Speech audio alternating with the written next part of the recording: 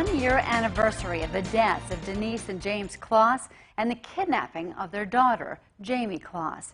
After breaking free 88 days later, Jayme is home safe and sound. Local 5's Rhonda Fox has more from Barron County 1 year later. We're heavily agricultural. We have a lot of dairy farmers. We have manufacturing jobs. James and Denise Closs worked 27 years at this Jenny O manufacturing plant in Barron, which provided for their only child, Jayme. Barron is just a very, very close-knit community, and the community itself, you can see, is primarily rural. On October 15, 2018, the town of Barron was thrust into the national spotlight after the double murder of James and Denise and the kidnapping of their daughter, Jayme. Two men led the fight to bring justice to the Closs family. Almost into his 10th year as Barron County Sheriff, Chris Fitzgerald became the point man behind the podium. My job is to protect the 44,000 people of this county, and one of them needed our help, and we were going to do whatever it took to help that one person out. Sworn in just 3 months before the tragic events, no-nonsense District Attorney Brian Wright would be the man to prosecute Jake Patterson. October 15, when I got news of the double homicide and the fact that Jayme had been abducted, of course, we talked as an office here about everything, and I told my 2 assistant district attorneys that I would never ask them to come in to work after hours, with one exception, and that would be when Jayme was found. To bring Jayme home, long hours became routine for the hundreds of law enforcement officers that supported Barron's finest. And as the days stretched into months, what sustained this group was something they could only feel. I mean, this was the hub of the operation for 88 days right here, and I saw it. I saw people not give up hope. I mean, you always wondered, how it was going to turn out, but there was a lot of hope in this room. And every day when the school kids would come and drop off notes saying thank you, you'd see the hope increase, or someone would bring a pan of cupcakes in, and you'd see the hope go up. And if we had a meter here, it would go up and down all day long. But it was never at the bottom. October would soon turn into winter, and like a northern Wisconsin blizzard, not knowing Jayme's whereabouts was brutal. But hope, like a snowstorm, spread quickly through Barron. Obviously, in the first few weeks and days, it was scared. How could something like this happen? At the Barron High School, they had something called the Gathering of Hope. There were hundreds of people that were praying for her safe return at that event. I think if there was ever an example of the power of prayer, that would be an example to really look at. January 10, 2019 came, and she escaped. Our prayers were answered. 1 year later, Sheriff Fitzgerald is still coming to terms with this miraculous ending.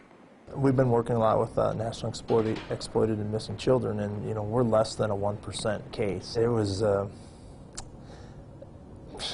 special to tell the aunt that she was alive in the home, and we had to do it simultaneously with multiple family members, and then to come out that morning and let people know that we had her and we had the bad guy in custody.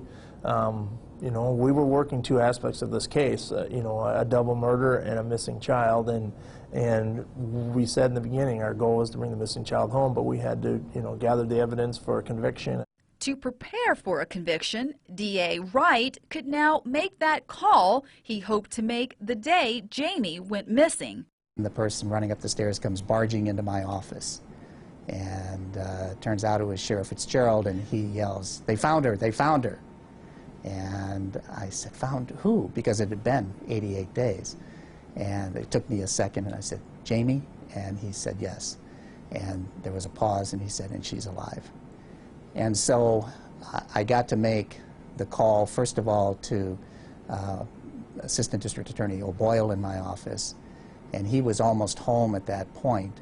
And I said, John, you remember about 3 months ago I told you I'd never ask you to come back into the office except for one thing. And there was a pause, and he said, they found her. I said, yes, and she's alive. The only detail in this story that hasn't changed 1 year later is this house. For 88 days, Jayme Closs was held captive inside this dilapidated two-story house. But even as this house continues to fall apart, the close-knit town of Barron continues to grow, Barron strong. I think that the people of Barron County are strong, they're brave, they're resilient. It's that type of community, and I think Jayme reflects that. Just to step back in a 13-year-old's eyes and to think about what had to have been going through her mind as she got out from under the bed, not knowing where he was. When she would was tying her, or putting the shoes on, not her shoes. She was obviously nervous and scared to the point that she had put the shoes on the wrong feet. To open that door, to get outside, not knowing if she would see him, if you really just step back and think about how brave she had to have been to do all of those things. The quiet town of Barron is back to being tucked into obscurity. And Sheriff Fitzgerald says that's just what Jayme needs. We are moving forward. You know, we don't have to worry about Jayme, and we'll do whatever she needs, but right now she's adapting at her pace. Right now it's just moving forward as a normal kid. Reporting in Barron, Rhonda Fox, Local 5 News.